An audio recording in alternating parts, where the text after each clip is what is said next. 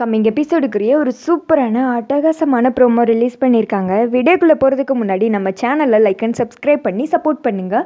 Video வந்துட்டு செம்ம இன்ட்ரெஸ்டிங்காக போய்கிட்டு இருக்கு. இப்போ சவுந்தரபாண்டிக்கு பெருசாக ஒரு ஆப்பு வச்சிட்டாங்கன்னு தான் சொல்லணும்.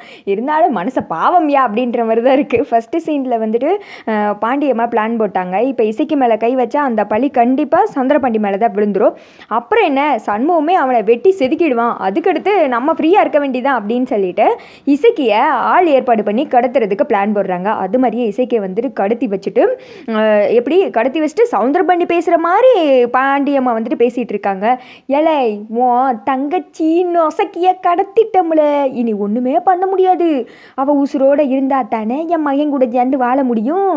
இனி என் மகன் கூட சேர்ந்து அவளை வாழவே விட மாட்டேன், ஏன்னா அவளை மேலோக அனுப்பிச்சி விட போகிறேன் அப்படின்னு சொல்லிட்டு ஃபோனை கட் பண்ணிட்டு சண்முகத்துக்கு என்ன பண்ணுறதுனே தெரியல. குளவரியோட வந்துட்டு வண்டி எடுத்துகிட்டு இசைக்கு எங்கே இருக்காங்கன்னு பார்க்குறதுக்காக கிளம்பி போகிறாங்க. அங்கிட்டு வந்துட்டு இந்த நியூஸை பரணி அவங்க அண்ணன் எல்லாருக்கிட்டையுமே வந்துட்டு சொல்லிடுறாங்க.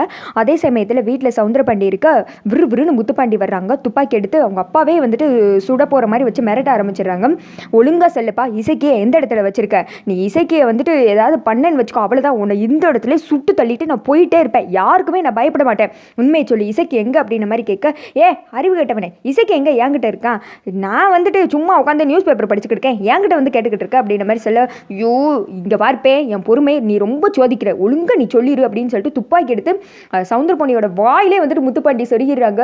ஏழை விடுடோ அப்படின்னு சொல்லிட்டு சவுந்தரபாண்டி கத்த, இந்த திக்க பாண்டியம்மா வந்துட்டு பயப்படுற மாதிரி நடித்தாலும் உள்ளே வந்துட்டு ரசிக்கிறாங்க. என்னென்ன பார்த்துக்கிட்டு இருக்க, சண்முகம் வந்துட்டு இவனை போட்டு தரனா என்ன, நீ போட்டு தரனா என்ன, எனக்கு இவன் காலியானா போதும், சுற்று அப்படின்னு சொல்லிட்டு மனசுக்குள்ளே நினச்சிக்கிட்டே வெளியில் வந்துட்டு சொல்கிறாங்க. தம்பியை விட்டுடா, பாவம்டா, அவனை ஒன்றும் பண்ணிடாதீங்கடா, பச்சை பையன்டா அப்படின்ற மாதிரி சொல்ல, இங்கிட்டு வந்துட்டு முத்துப்பாண்டி சொல்கிறாங்க, உண்மையை சொல்லிவிடு, இல்லை அவனை தான் சுற்றுவேன் அப்படின்னு சொல்லிட்டு இருக்க, சுற்று அப்படின்னு சொல்லிட்டு இந்த திக்கம் வந்துட்டு சிவபாலன் அவங்க அம்மாவும் சொல்கிறாங்க. அதே சமயத்தில் அந்த திக்கம் இசைக்கை வந்துட்டு அருவாள் எடுத்து ஒருத்தன் வெட்டி போட்டு தள்ளுறதுக்காக போகிறான். அந்த சமயத்தில் டக்குன்னு வந்துட்டு நம்ம சண்முக என்ட்ரி பயங்கரமாக இருக்குது. அவனை அடித்து கீழே தள்ளி விட்டுறாங்க. ஒரு ட்ரம் எடுத்து எரிஞ்சதில் பாஞ்சு போய் அங்கிட்டு விழுந்துடுறான். 6 ஊரில் வந்துக்கிட்டு யார் தங்கச்சியடா கடத்தி வெட்ட பார்க்குறீங்க அப்படின்னு சொல்லிட்டு எல்லாரையும் அடின்னு அடிச்சுட்டு இசைக்கியை வந்துட்டு தூக்கிட்டு வீட்டுக்கு வர்றாங்க வண்டியில் ஏற்றிட்டு. முத்துப்பாண்டிக்கா இசைக்கியை பார்த்ததுமே அழுக தாங்க முடியல. இசைக்கு ஓடி வந்து முத்துப்பாண்டியை கட்டி பிடிச்சிக்கிற, முத்துப்பாண்டிக்கு வந்துட்டு இசைக்கு மேலே காதல் மலர்ந்து விட்டது. அப்படியே காதலோட இசைக்கு கட்டி பிடிக்க எல்லாருமே வந்துட்டு பார்த்து சந்தோஷப்படுறாங்க. அதோட பார்த்திங்கன்னா வீடியோ முடிஞ்சு